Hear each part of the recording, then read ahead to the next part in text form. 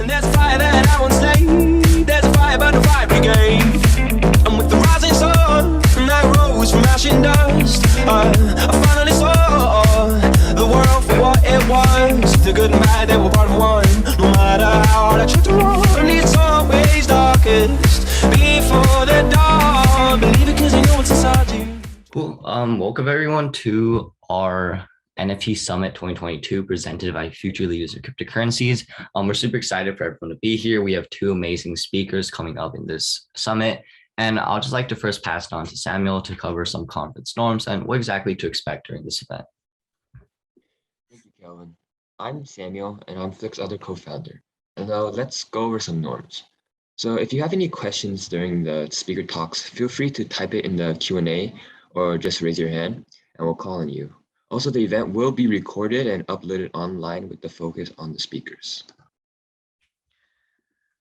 So some more about FLIC and Future Leaders in Cryptocurrency. So we are a nonprofit dedicated to inspiring the next generation of leaders in the world of finance. So our goal is to promote education in the community of crypto enthusiasts. So if you have any questions about our nonprofit and if you enjoy our mission, check out our website at joinflic.org. Cool. So we can just begin right now. We'd like to first introduce our first speaker, Jake Nazo from the Blockchain Association. So he's a policy manager that works on a lot of things covering NFTs, such as DeFi, Web3, crypto in general. So he has a lot of experience in this field. So before we do anything, I'll just first pass it on to Jay and we can get started. Here we go. Perfect. Yes. Thank you so much, Calvin and Samuel. Very happy to be here. As I just introduced, I'm Jay Nazo, work for the Blockchain Association as a policy manager, where I've been here for about 11 months now. And so the Blockchain Association is the largest crypto native trade association in the US. All of our member companies, their primary area of interest and business is within crypto, and they all have some amount of their business within the US, and most, if not all, are positioned in the US. And so as policy manager, I cover everything from NFTs, Web3, DeFi, state and international, and just really a whole host of different interest areas within the space. So thank you so much for having me. Yeah, so we first like to start off, how do you get into NFTs and pretty much this space in general? Yeah, so this will be kind of like a long story that I promise we'll eventually get to that point. So initially, the first time I heard about blockchain or cryptocurrencies in general was in 2013. I was at a training center for baseball, which I played in college, and the owner of the facility was mining Bitcoin at the time. And I had no idea what that was, not sure about it, hadn't heard about it, but that was like my first introduction to what it was. I kind of got into the wave with everyone else and around 2014, 2015, started just casually investing in crypto. It seemed like a very interesting space. But in undergrad, I did some internships and some work in the fashion space. And was very interested in kind of the creative field and kind of how that intersected with all of the financial realms. And so currently I'm finishing up my master's degree at Georgetown, studying international policy. And over the summer, I was looking for internships, looking around, trying to figure out what to do. And I was lucky enough to stumble upon the Blockchain Association, where I started as an intern for about a month, was brought on full time. And at that time, the Blockchain Association had, I don't think any NFT exclusive members, but we started bringing a few on. And I was asked, given my background, if I had any interest in really looking into the space, and I jumped on that right away, purely because I'm just extremely interested in the idea of digital collectibles, music, art, and kind of how all that intersects and can really promote individual creators. And so ever since then, that's really been my one of my focus areas, and probably the area that I'm most interested in as it pertains to the blockchain space. Yeah, great story. And continuing on, how did that transition to your work at the Blockchain Association? So I think coming at it from a different end, where I didn't come in as a developer. I didn't come in as somebody who had a ton of experience in crypto and came in more having a general understanding of the creative space and the consumer side, like what people are interested in, and started looking into it. And I guess this is the most rudimentary type of relationship was as a kid and still currently, I was really interested in trading cards and just collecting them and trading with my friends, digital art, and kind of that whole space. And once I saw NFTs starting to be used in that way, I got really excited and interested in that because it seemed like the obvious platform or technology for a lot of these smaller creators to be able to promote themselves, sell their work, and garner individual attention without the same need for the traditional large centralized players to really step in and promote them. It was more, if your artwork sells, it's and it has interest to a international audience, then NFTs are a perfect spot. And so that has kind of played into how I've approached looking at NFTs from both the policy regulatory side, given my background in international relations and also US focused state regulations, but also understanding on the consumer side what they're looking for, what's workable for them, what's workable for these platforms. And so having kind of that very open experience, it's allowed me to have a very broad understanding and appreciation for NFTs in general. Yeah, so I think a lot of us are wondering, like, is there government regulation of NFTs right now? So are there any current policies, if any, regarding NFTs that you are working on or you see coming? So that's a great question. And this is one of the biggest questions in the space right now, because I think that a lot of people think that NFTs are entirely unregulated, which is untrue. So what are currently regulated are the platforms, the non-custodial marketplaces, the interfaces in which NFTs are sold, traded, created. That's what's regulated.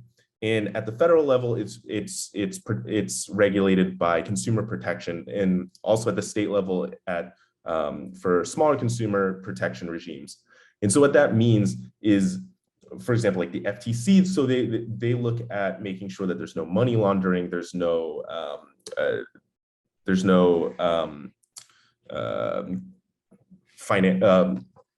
terrorist financing, there's no illicit activities. That's really the focus, making sure that these platforms do not engage in that, do not promote that, and that the space is not, and that is not persistent in the space. And so there are currently limited regulations specifically on NFTs themselves, but that I think is very much so by design. There's very limited regulation on artwork, on trading cards, on digital art in general.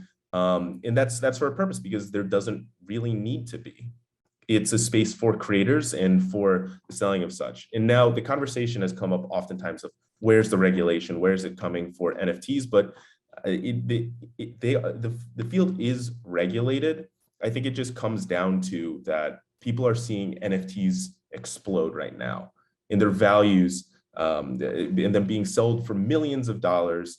And people make a lot of money off of them, and then the immediate gut reaction is, okay, we have to regulate it. It's obviously unregulated. We hear about people losing money on this or that, but that's not inherent to NFTs or the space itself. It's more so within art, in creative industries, and all of that. There does come this inherent risk with people valuing these assets from a very subjective point of view.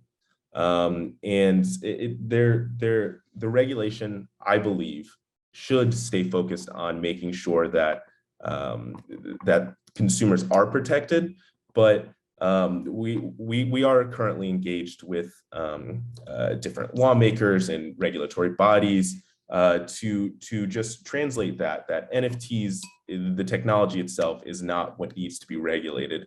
That perhaps some of the intermediaries and the platforms, that's a further discussion that we further believe that they are regulated. But that's kind of where that disconnect between what we believe and what the industry knows and what the regulators believe kind of comes into contrast. So continuing on with government regulation and NFTs, what are your thoughts on the government regulation of NFTs? Do you think like the government should regulate this space more, or do you think like the current system of minimum regulation is going to work out in the long term? So personally, I think it's inevitable for there to be greater government regulation. That's kind of how it goes within the US, at least. That if there is an area in which there's people that are making a lot of money and it's moving fast, and especially if it's new, the US regulatory bodies are going to want to step in and do something. However, NFTs are very new. In the scope of even in the scope of cryptocurrencies, they're new, but in the scope of every financial technology or any technology in general, NFTs are extremely new, and the space still needs time to grow and mature.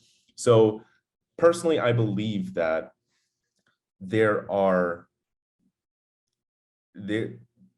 that the issues and the problems that are coming out from platforms or NFTs in general, kind of the whole discussion about that, the space just needs to mature first to see what actually are the issues, what is going to be ironed out purely from the space itself and from competition, and what specific issue areas come up. I think that there needs to be additional time, and I think that the current state of regulation is right. It's focused on making sure that consumers are protected, but it's not overboard in nature, in which it would limit creators and platforms' ability to truly innovate. So to sum that all up, the space needs time to mature. And then as it grows, I think specific issue areas are going to pop up. And in those cases, perhaps regulation is necessary. But to say something that's been around for 4 years, like that all of these issues are going to be salient and pertinent for the rest of time if the US does not step in and regulate them, I think that is short-sighted. So it'll be interesting to see what level, like what the inner workings of competition and within the space itself, how a lot of those current concerns will be resolved natively. Yeah, speaking of like overregulation, so are there any, like, how are other countries doing in terms of like regulation? And do you have like any examples of that? Yeah, so the biggest conversation right now is what are NFTs? And I think that this comes down to a fundamental misunderstanding by a lot of different countries and regulatory bodies in general.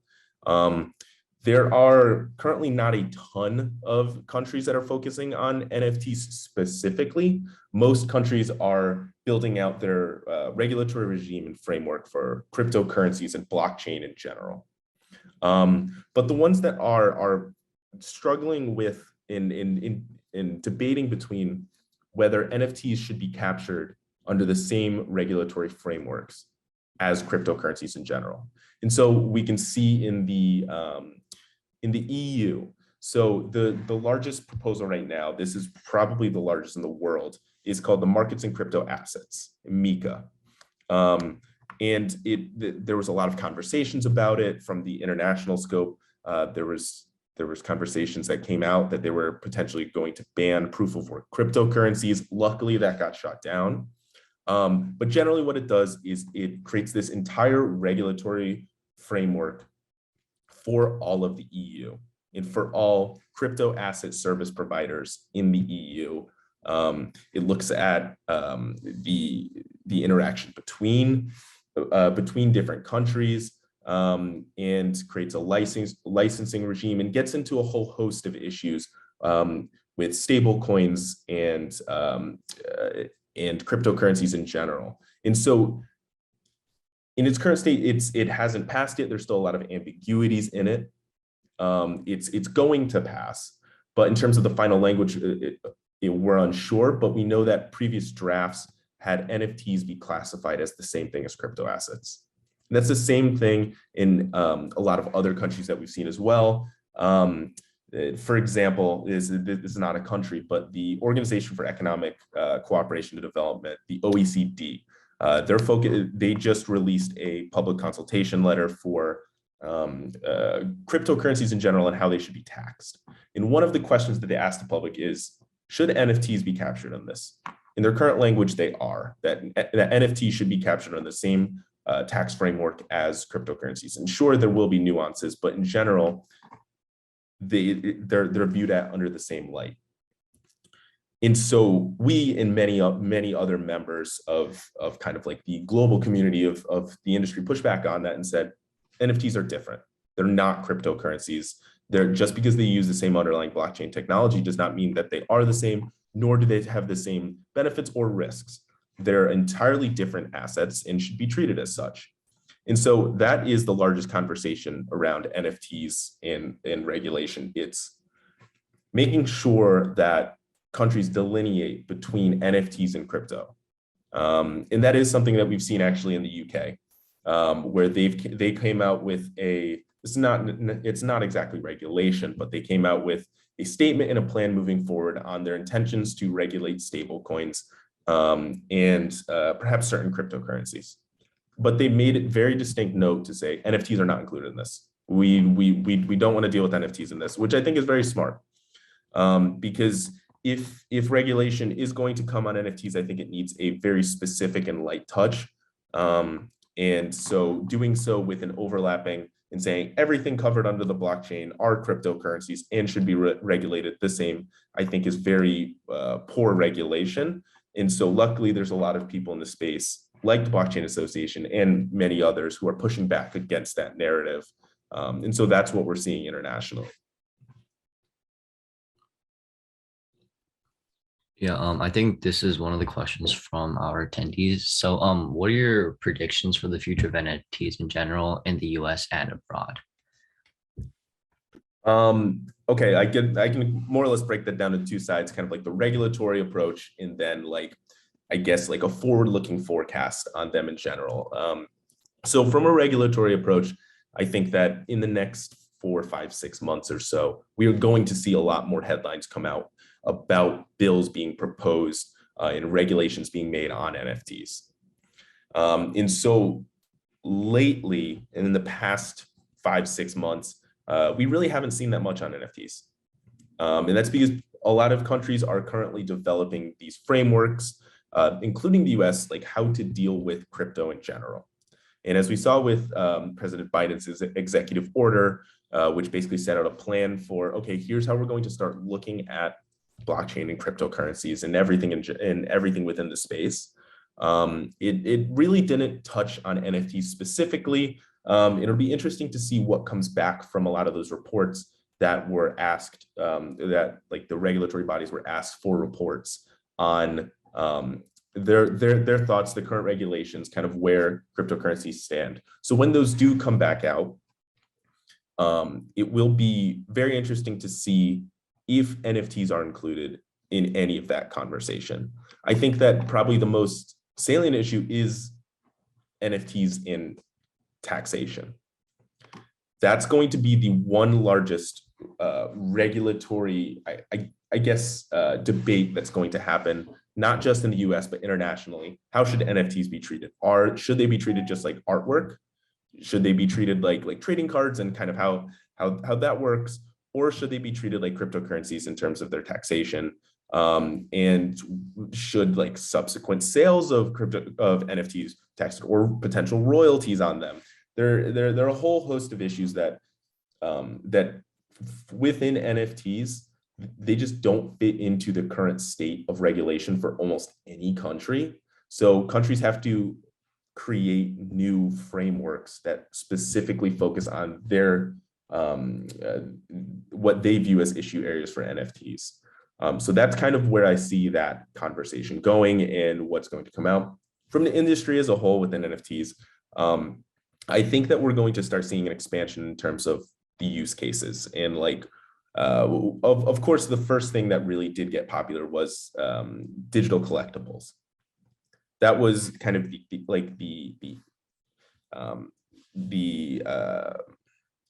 the first iteration of what really became popular as a use case for NFTs and non-fungible tokens in general. And then we saw gaming start to come into play. And a lot of these NFT games start to develop NFTs, and some larger companies that have never had any interest in the blockchain before start looking at maybe including NFTs into their games and their platforms. And then we've also seen it come up lately in music. And I expect it to continue to expand and grow in those spaces outside of just digital collectibles, perhaps into things like event ticketing, into maybe not as inherently like in the same way as collectibles, but more so things with a tangible use both on the blockchain and within the space, but also in like a day-to-day life. So that's my expectation. I can't really put a timeline on that. I'm not really sure who's developing what at what time, but that's my expectation given the way that I've seen the space grow. Cool. Yeah, I think with the Q&A section, I think we'll kind of leeway into that. So some other questions are like, I think in general, I think this is just a personal question. So how do you first learn of, I think, the NFT and crypto space? I think you kind of touched on this, but like how exactly, like what exactly attracted you? So crypto in general, what attracted me is, so I more or less came from a, like the way that I work. I love anything that's cutting edge. And that's like the newest thing out there that's really, there's no set history on the way things should be done. There's no precedent on it. And so that's what really interests me about crypto in general. And a lot of its push is also for financial inclusion and its adoption by minority populations, its ability for remittances. I saw it as more than just the investment that I think a lot of regulators and a lot of people in general saw it as. They're like, oh, it's like a stock. You just invest money in it and it goes up. But there's so much more to it that I immediately just looked at and saw, okay, what is the difference between this and every other financial technology or financial asset out there? And then when I kind of saw its specific uses and its benefits, it just like captivated me, and I kind of went all in. And then for NFT specifically, it really just comes down to, it was obviously crypto first in about 2013, and then NFTs in about, I think, 2018, 2019. And that was just kind of the transition of like, okay, what else is out there on the blockchain? What else is out there? Like, how are we promoting individuals and creators? And when I saw that as existing in NFTs, I was like, this is the most exciting thing that I've seen. Because for so long, from both like the music industry, which I was heavily interested in as well, I saw all these complaints from individuals saying, oh, like these big centralized corporations, they control the music industry, what comes out, who makes money, how everything's broken down, the royalty arrangements, everything like that. And people are really fed up with that. And that's the same thing with like the art world, and a lot of different creative realms. And so when I saw what NFTs were doing and enabling people to do, from just really like the comfort of their bedroom and just understanding, developing, and really being able to show their creative acumen, I was like, this is like an unbelievable opportunity for so many to be able to promote their work, and to really make it to an international stage where they can be recognized for what they're doing. I think this is another question. So what is any advice do you have for any newcomers in the NFT space looking to invest in the market? So this is the same advice that I would give for anyone who's interested in investing in more or less any of the creative realms. So whether it's trading cards or art or kind of whatever. And also disclaimer, I'm not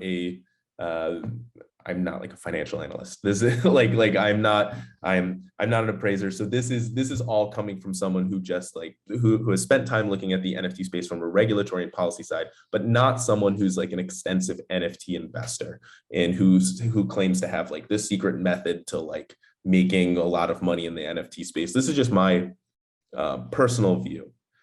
I never invest in anything unless I truly inherently believe in it. And it's not, I truly inherently believe in NFTs, but in terms of the actual investment that you're making, I know that for a lot of people, it's hard to distinguish, okay, why is this one going to gain value? Why did this one gain value? Why did this one not? At the end of the day, for me as an investor, I don't care. I look at these things as the same way I looked at Pokemon cards when growing up. It was like, I really like the way that this is designed. This is the one that I want. So no matter what happened within the market, I was going to hold that inherent value with it. And that's kind of how I've viewed my investing strategy in general. It's in terms of, I need to find inherent value in it. I have to actually believe in what it is so that when there are times of, I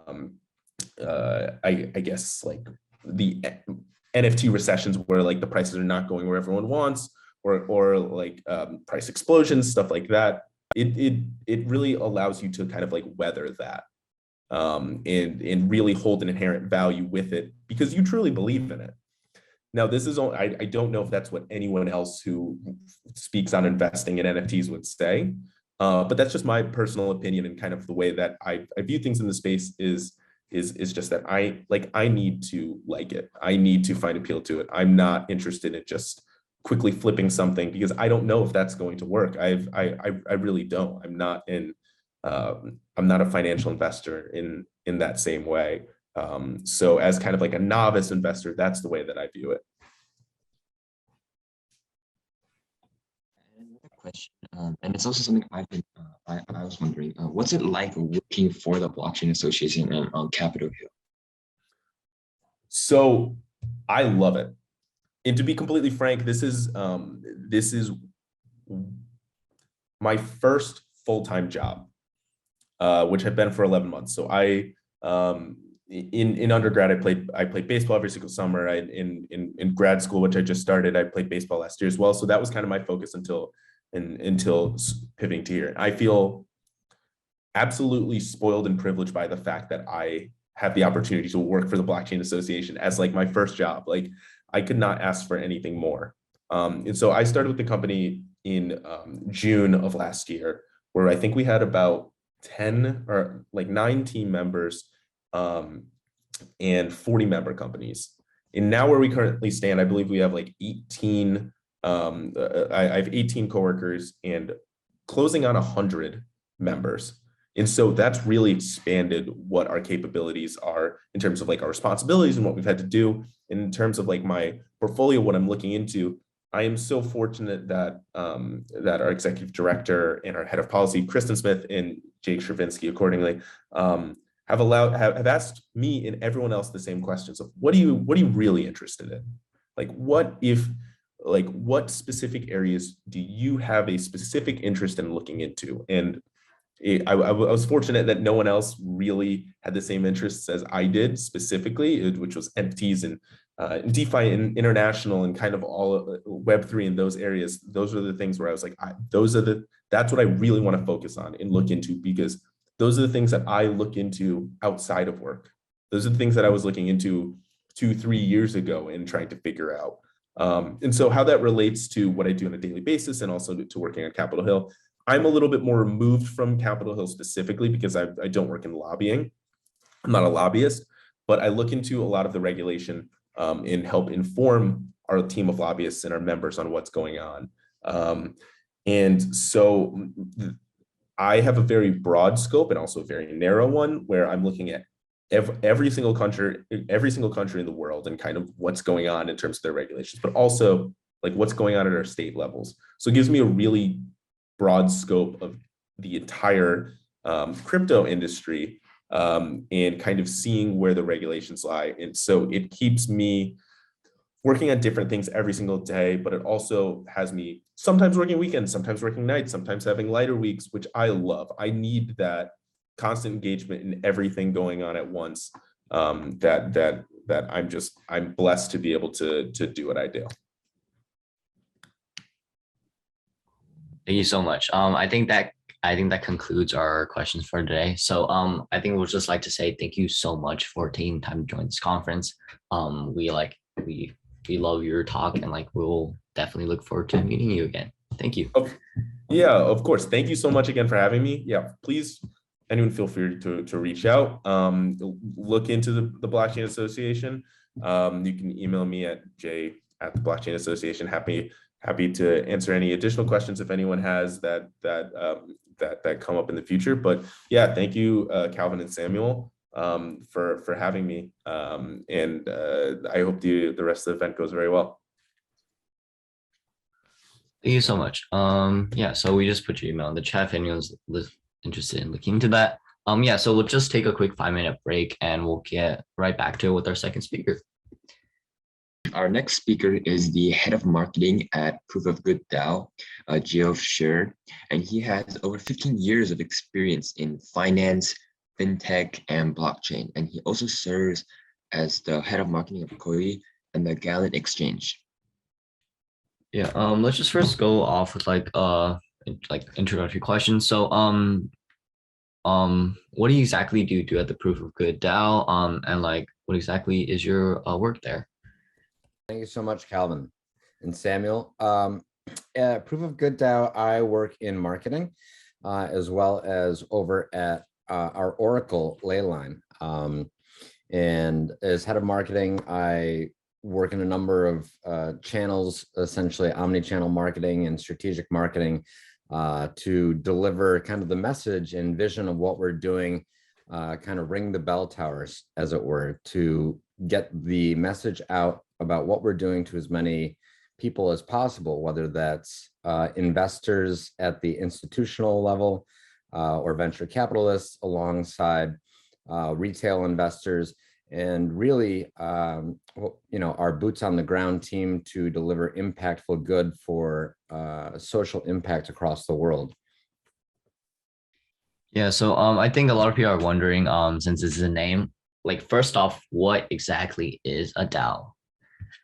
Sure. A DAO is a decentralized autonomous organization, and in essence, it's a new business organizational form that, at least within the United States, has recently come into popularity, as well has been accredited and acknowledged as a financial institution, a different way of organizing a business, similar to how stockholders or a company would have stockholders meetings.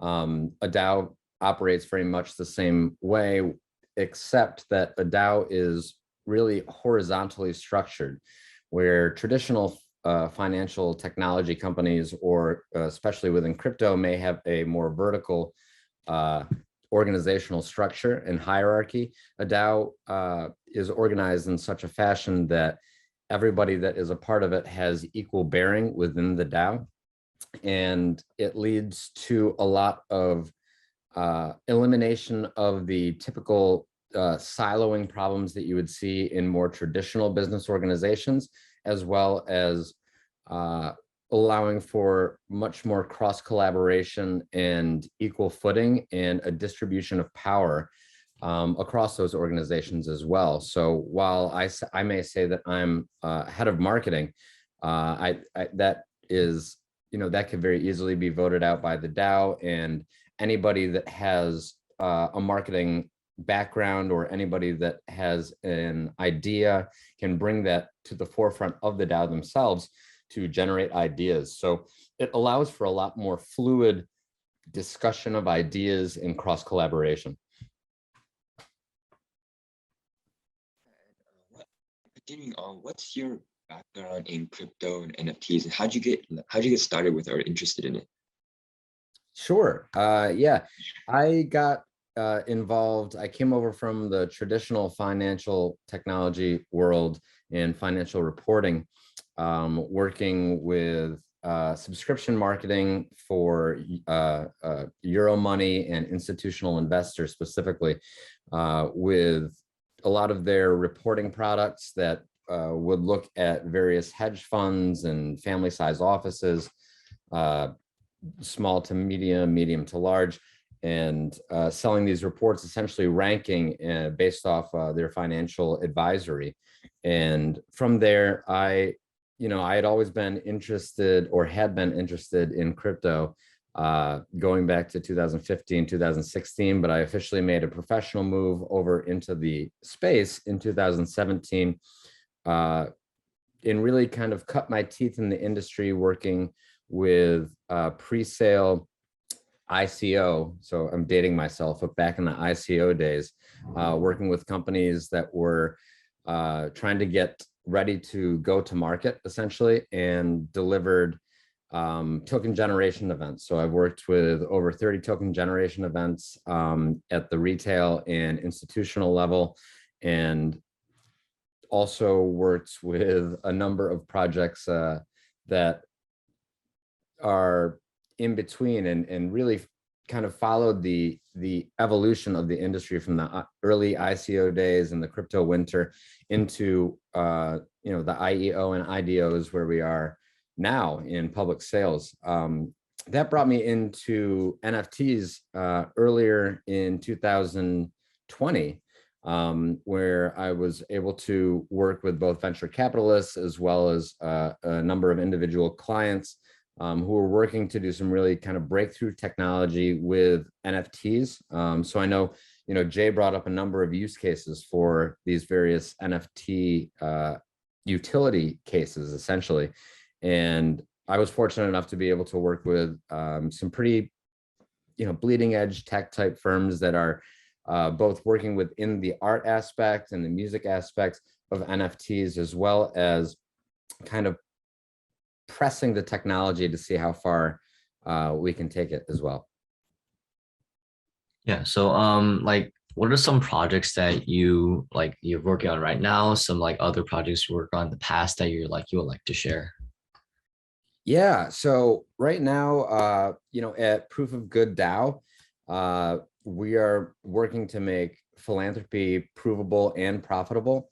And it seems analogous that philanthropy, charitable works, social impacts can also be profitable. I think that we've kind of, as a society, been scorned by some charitable organizations in the past, or philanthropic organizations in the past, that the percentage of the treasury that actually makes its way to the people in need has been so low compared with the operating cost of the entity, that to be able to derive a profit while also doing good seems a little antithetical. And so we're working on that storytelling to help people understand there is a better way forward. And part of that is what I do in my marketing capacity. And I would say on top of that, one of our oracles who is, you guys are no stranger to Leyline. Our oracles from Proof of Good DAO include various umbrellas that work to make provable good acts that are recognized by the United Nations as essentially sustainable acts of good and altruism. And Leyline works with a very simply put message of end poverty, right? And so we have efforts for educating individuals on hygiene, to donating books, to working with at-risk youth. We have teams working on the ground in the Philippines, in South Africa, in Botswana, and as well as here in the United States as well. I feel very fortunate, and it warms my heart to see the fruits of that labor. Sometimes, so often, we are in our roles working in crypto specifically, we're so far removed from seeing the impact of what we're doing and how at least, within Leyline, how that can elevate somebody out of poverty as well. So that's what I'm working on right now. In the past, I had touched on some companies that are doing some like breakthrough work within NFTs as well. And I think that's a really interesting space. Coin Network, for example, I had the good fortune of working with and helping them prepare their marketing entities to raise their valuation with business development and strategic partnerships, as well as kind of prime the market for their go-to-market entry point, which will be coming up soon. But that technology is using NFTs as well, I should say that they are creating an evolving and atomic NFT, which is something that we haven't really seen previously, where they are essentially creating a Web3 internet, where each asset can be created as an NFT, stored on a decentralized storage layer that is wrapped with the smart contract itself. And so that the NFT, the asset, whether that be an image, an audio file, an application, that NFT asset is intrinsically wrapped on the decentralized storage layer with the smart contract. And then, at least on the Coin Network tokenomics model, that asset is paid in attention points every time that asset is accessed. So if you are a developer or an engineer that's building a Web3 decentralized dApp, or a decentralized application, a dApp, and that dApp is called 100,000 times a day or accessed by 100,000 people a day, every point, every asset from the left arrow icon to the email sign up could be its own NFT. And so for 100,000 users, every asset for that loaded screen stored on a decentralized storage layer, immutable, in perpetuity, would also be paid an attention point. So it's a really interesting technology to pay the creators, right? And to build an internet that moves the profit margin away from those that are the host or the server, the Facebooks of the world, the Metas of the world, and put the onus and the profit back into the hands of the creator. I thought that is really a brilliant idea. So just a little shout out to them. And I think, some of the other projects that we're working with within the more traditional NFT space at Proof of Good DAO, are focusing on not just art, but moving into social impact themselves as well. So I think the entire field is really evolving. It's not necessarily everybody has a bleeding edge technology, and it's very hard to cut through the news cycle or how noisy the space is. I think probably everybody here who is interested or participated in NFT projects probably knows some of the pitfalls that go along with being really excited about an NFT project that just doesn't make it, or they don't follow through, or God forbid, a rug pull.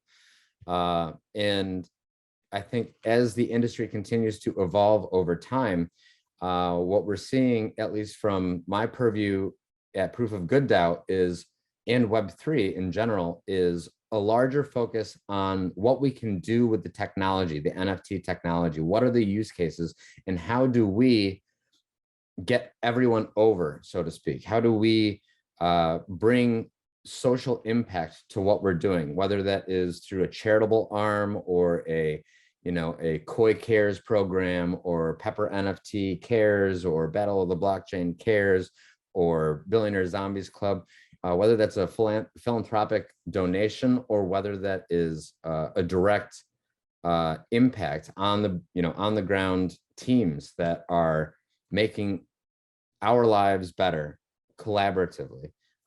It's a fascinating space, and I think that we're really only beginning to see the maturity of this industry begin.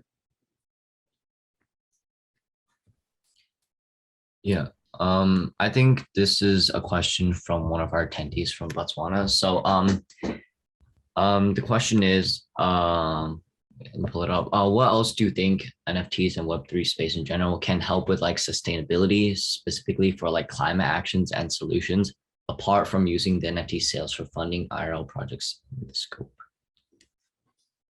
It's a great question. It's something that we internally wrestle with ourselves. So as that pertains to climate change, I mean, there are a number of Web3 projects that are either, at various stages of their roadmap that are working directly on carbon tax. So CarbonFi, for example, would be a great example of a project that at least Proof of Good is looking into collaborating with, that is, very focused on climate change, carbon emissions, and as a Web3 social impact organization, who do we want to work with, and is there any limitation to who we can work with also? There's a lot of philosophical conversations that are happening within the Web3 space as well. If, for example, let's say BP Oil or ExxonMobil wanted to make a charitable donation, right?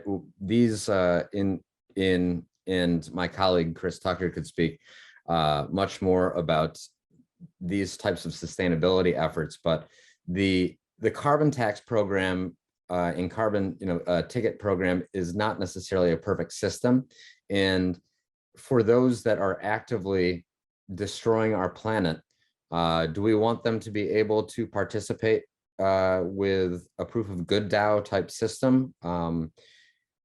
Should we be turning money away from those that have, that we are fighting to clean up their mess? Or should the gates be open? Should anybody be welcome?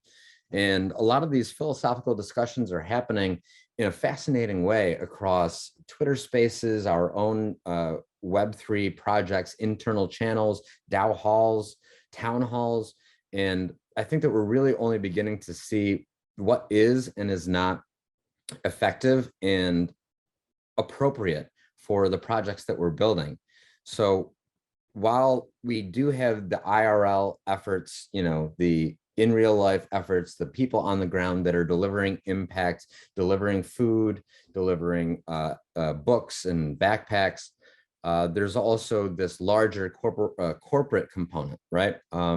And as we've seen, obviously, with carbon emissions and sustainability, the efforts of the many sometimes, while noble and good, maybe are outweighed by just the sheer level of the carbon emissions that corporations use on a daily basis, right? So for this to really be effective at a global level, I think that we need to find a way to bring corporations into the fold and try to keep the gates open for those that kind of catch the wave and are ready and willing to participate. I think it's also important to recognize that those that maybe are the ability of individuals in different parts of the world to abide or promote sustainability efforts really does play into socioeconomic status as well, where charcoal may be a more fruitful or readily accessible means than natural gas, or the carbon emissions that us as individuals are able to reduce kind of depends within our means and within our individual communities as well. So taking that into account within industrialized or less industrialized or hyper industrialized nations also, I think, needs to kind of play into that, right? Where somebody, in, let's say, New York State in the United States may have a different carbon emission than somebody in Michigan in the United States, right? And what is appropriate within their means to do And that's what we're trying to figure out within proof of good, is to reward that those good efforts, those good acts, in a meaningful and appropriate manner that reflects the nature of the good act that you're doing, that reflects also where you are in the world, and maybe not socioeconomic status, but certainly the conditions of how you're able to do good from, you know, your bed. Yeah, so moving on, many people think that NFTs right now are like a lot about hype, and they think that maybe in the future this hype will die down. What are your thoughts on this, and maybe some of your predictions for the NFT market in the future? Yeah, so I'll just preface this with, do your own research, and I'm not a financial advisor, as we like to do within the industry. It's a fascinating place. I think that we've seen kind of how large this can get with the auctions at Sotheby's or Christie's, and I think that plays an important role. You always have to have kind of a leader for a champion within the technology, and this has been an excellent use case, but it is only a singular use case. Where I see the industry moving forward is, well, personally, I think it's within the gaming aspect. I would say that, you know, the metaverse is coming. And I think the gaming is probably going to be the champion, where with Web 1.0, we saw, you know, Rule 34, for lack of a better term, really being the pioneers of Web 1 technology, and marketplaces kind of leading a lot of the Web 2 technology. And Web 3, I think, can be social impact, and NFTs can be the use case.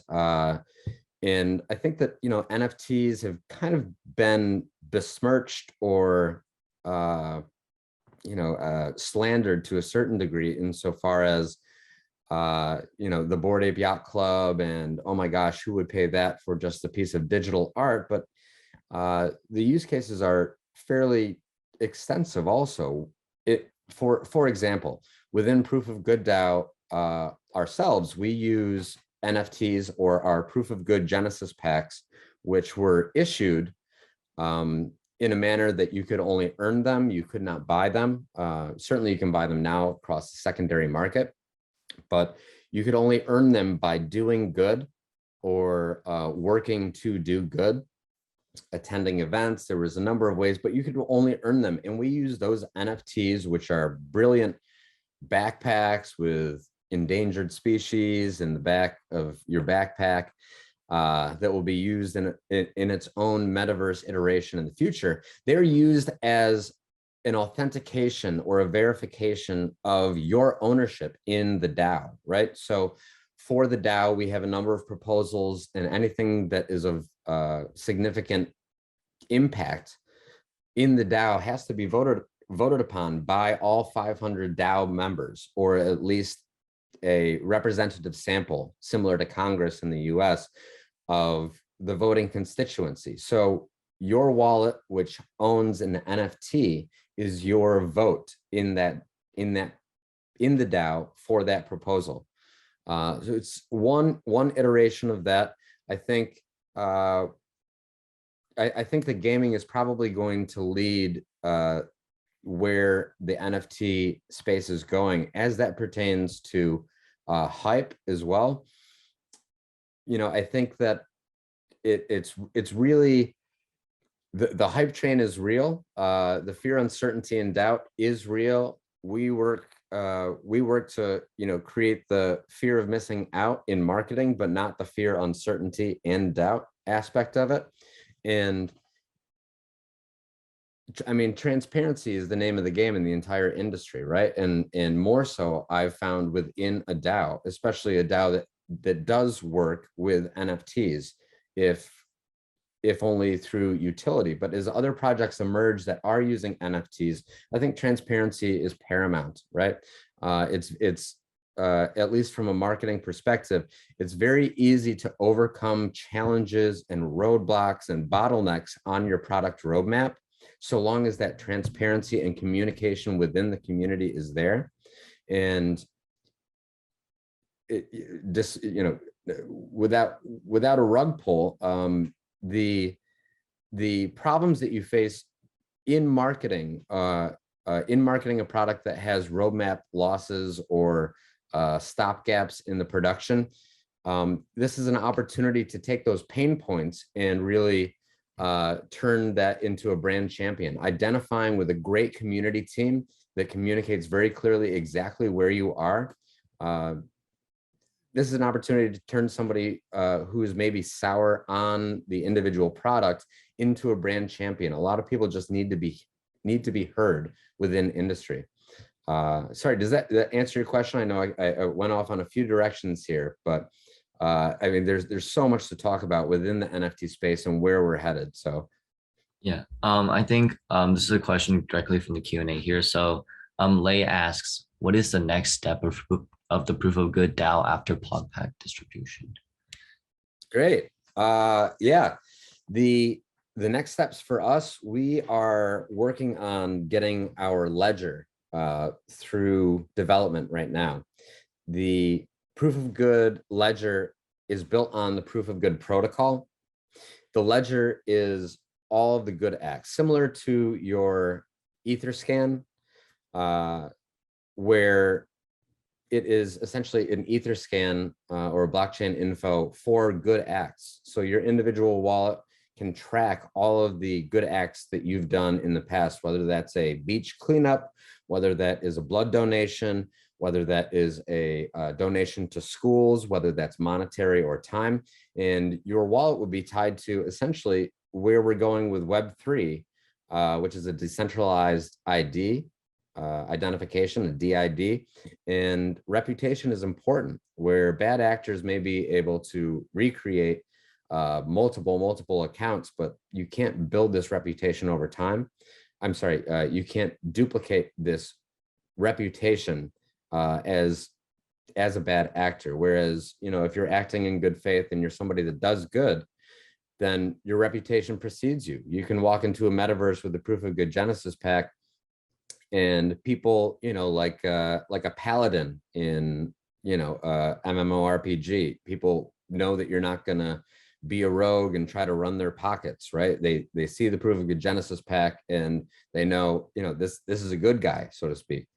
More directly to your point, Leia, up next for proof of good after the ledger is going to be a 500 NFT set of membership packs, which will also carry art similar to the proof of good Genesis packs. And they will themselves have their own governance and voting rights within the DAO. This is probably a month off for proof of good, but they will be, whereas the Genesis packs were only available for those that earned them through Leyline or through proof of good, the membership packs will be for those that are highly engaged and want to be involved for purchase through a public sale.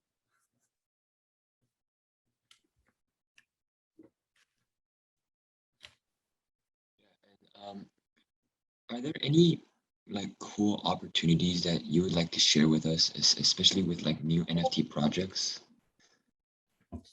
Yeah, I would say one of the things that I believe is really difficult in this industry is trying to break in, and Web3 I think has opened a lot of those doors as an on-ramp to both learning about crypto, working with maybe a mentor, or just learning the machinations of how these projects get to market, and finding a way to participate yourself.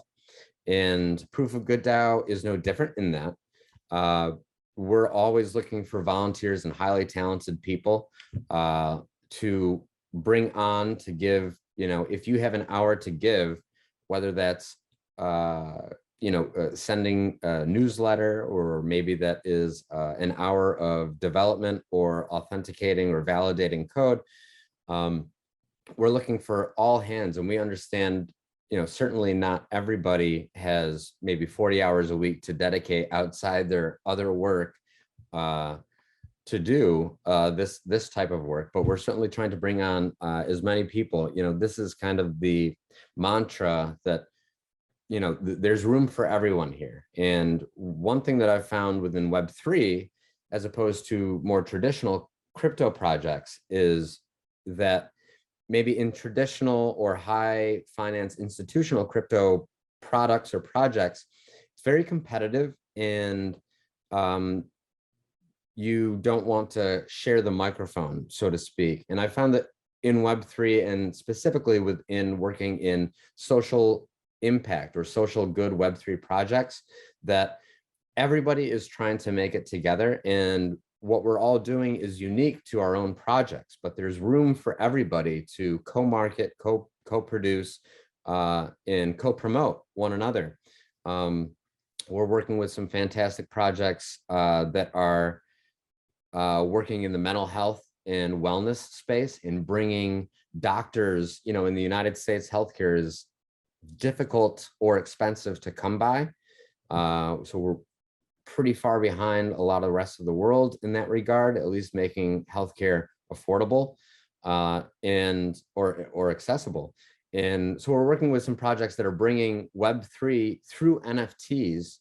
Bringing healthcare through NFTs to the end user, to those that need healthcare services, and being able to connect them with psychiatrists or doctors in the Web3 space, using NFTs essentially as an insurance card. I know insurance card is a bit of maybe a US proxy, a US centric idea, but fascinating work. Or we're hoping to bring on an Oracle, without naming names, that's working to preserve the Great Barrier Reef, and developing a technology that will scan it, and then awarding them good points or good tokens for individuals or tourists that happen to see a shark. Your Instagram photo could pay you $5 potentially, just for being out there and validating the digital data of that Great Barrier Reef. So I think there are projects that are out there that are worth paying attention to, but I would say that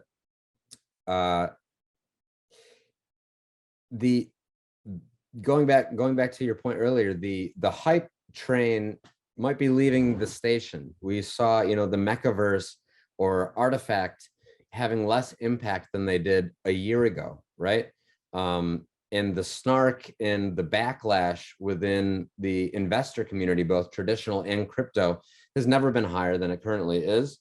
And I think that that's where the advent of the technology behind non-fungible tokens really has a chance to stand out, and breakthrough projects that are also working to deliver good to people also have a chance to do that as well.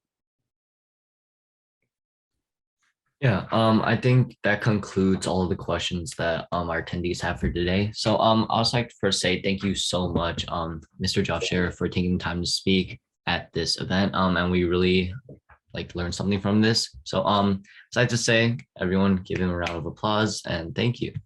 Oh, thanks so much, guys. You guys are the best, and I'll see you hopefully next week back on Leyline.